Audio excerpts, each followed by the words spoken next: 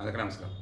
మద్యం కేసు ఎంత దారుణంగా లూటీ చేశారంటే రాజ్ కేస్ రెడ్డి కీలకం, తర్వాత బూచిరెడ్డి జ్ఞానక్యన ఎవరో వాసుదేవరెడ్డి, ఈ బ్యాచ్లు ఇంకా అసలు కింగ్ పిన్లోని తర్వాత బయటకు వస్తాయి.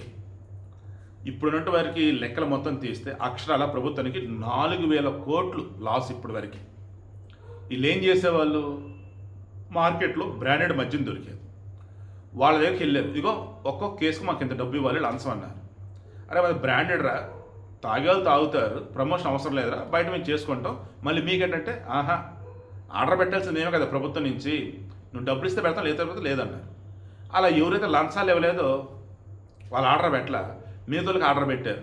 ఇంకొన్ని వచ్చేసి పనికిమాలినటువంటి పిచ్చి పిచ్చి బ్రాండ్లు, అదో పెద్ద కల్తీ.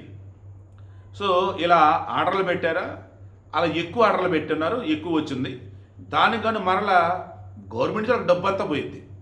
అక్కడి నుంచి మళ్ళీ వేరే రూట్లో ఈ మధ్యలో ఉన్నటువంటి ఈ మద్యం మాఫియా గ్యాంగ్ వీళ్ళ దగ్గర డబ్బులు వచ్చేస్తాయి. ఇలా ఇప్పుడు నేను చెప్పినటువంటి పేరుని చాణక్య, కేసిరెడ్డి, వాసుదేవరెడ్డి, నాకు కూడా సమాచారం మేరకు ఇప్పటి వరకు వీళ్ళ దగ్గర 441 కోట్లు సీజ్ చేసింది గవర్నమెంట్. ఇంకా 4,000 కోట్లు ఈ అమౌంట్ ఇప్పుడు తీసేస్తే బ్యాలెన్స్ చాలా ఉంది కదా, ఇంకా జస్ట్ 10%. మరి ఆ బ్యాలెన్స్ అంతా ఎటు వెళ్ళింది ఏంటి విచారణ చేస్తున్నారు. ఇంకా జప్తు చేయాల్సినవి సీజ్ చేసి చాలా ఉన్నాయి. బట్ మద్యం కేసు విషయంలో మాత్రం ఇది సంచలనం. ఏ రకంగా ఆస్తులు సీజ్ చేశారంటే ఇక ఆ తర్వాత కింగ్ పిన్ ఎవడో తెలిసింది అనుకోండి, ఇక ఏం మిగలదనమాట వాళ్ళ దగ్గర.